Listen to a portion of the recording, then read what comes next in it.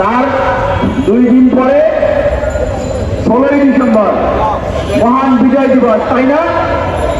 তাই তো আমরা বারবার বলে আসছি, আপনারা আওয়ামী লীগ এবং তাদের দোসরদের রাজনৈতিক অপতৎপরতা থেকে নিষিদ্ধ করুন।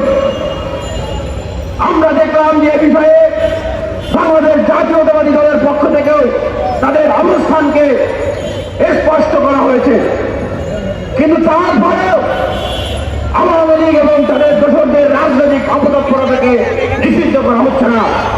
আমরা আজকে দেখলাম ছাত্রলীগ তারা মিছিল করছে, নিষিদ্ধ সংগঠন। আবার আওয়ামী লীগ তাদের কর্মসূচি ঘোষণা করেছে আগামী 14ই ডিসেম্বর এবং 16ই ডিসেম্বর। আমরা সরকারকে প্রশ্ন রাখতে চাই, আপনারা কি এইভাবে করে আওয়ামী লীগের পুনর্বাসনের রাস্তাকে উন্মুক্ত করতে চান? যদি আপনারা সেটি না চান, তবে এক্ষেত্রে অবশ্যই অবশ্যই আওয়ামী লীগ এবং তাদের রাজনৈতিক তৎপরতা এবং আগামী নির্বাচনে তাদের অংশগ্রহণের বিষয়টি নিশ্চিত করতে হবে। আমরা সুস্পষ্টভাবে ঘোষণা দিচ্ছি, আগামীকাল 14ই ডিসেম্বর এবং 16ই ডিসেম্বর বাংলাদেশের কোথাও এই ফ্যাসিবাদী খুনিদের কার্যক্রম বের করলে তাদেরকে প্রতিহত করা হবে। কারণ তাদের পক্ষ থেকে আমরা কোনো ধরনের অনুশোচনা শুনি নাই, তাদের কোনো সংস্কারের কথা শুনি নাই, ক্ষমা চাওয়ার কথা শুনি নাই, বরং শুনেছি এই খুনি হাসিনাকে তারা আবার ফিরিয়ে আনতে চায়। তারা বলছে এই হাসিনা ছাড়া বাংলাদেশ নাকি ঠিকভাবে চলছে না। পাশাপাশি বলতে চাই যে ভারত থেকে এখন উস্কানি দেওয়া হচ্ছে, বলা হচ্ছে 18 মিনিটে তারা বাংলাদেশ দখল করবে।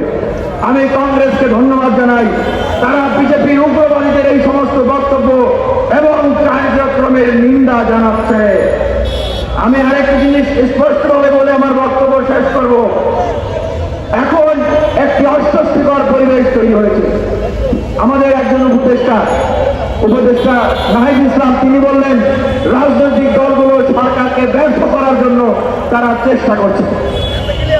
এখানে দুটি বিষয়কে স্পষ্ট করতে হবে। রাজনৈতিক দলগুলোর অস্বস্তির জায়গা রয়েছে, কারণ রাজনৈতিক দলগুলোর জায়গা থেকে যখন রাজনৈতিক দলগুলো মনে করছে যে সংস্কারের কথা বলে নতুন রাজনৈতিক দল কিংস পার্টি তৈরি করার কাজ চলছে।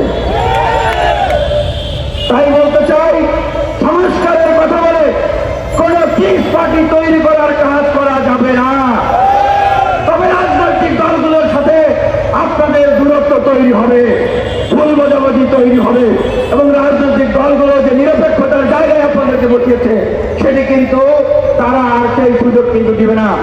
আবার রাজনৈতিক দলগুলোকে বুঝতে হবে, এক সাগর রক্ত এত জীবনের বিনিময়ে যে গণ অভ্যুত্থান আমরা পেয়েছি, নতুন বাংলাদেশের আমরা সুযোগ পেয়েছি, সেজন্য সংস্কারের সুযোগ অবশ্যই অবশ্যই দিতে হবে।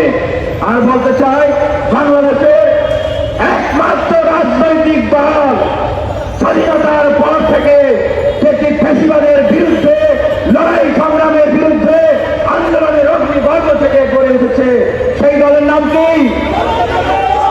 একমাত্র দল যারা বিরোধিতা করে অন্যায় অবিচারের প্রতিবাদ করে রাজনৈতিক দল হিসেবে প্রতিষ্ঠিত হয়েছে বাংলাদেশে, তার নাম হচ্ছে গণ অধিকার পরিষদ।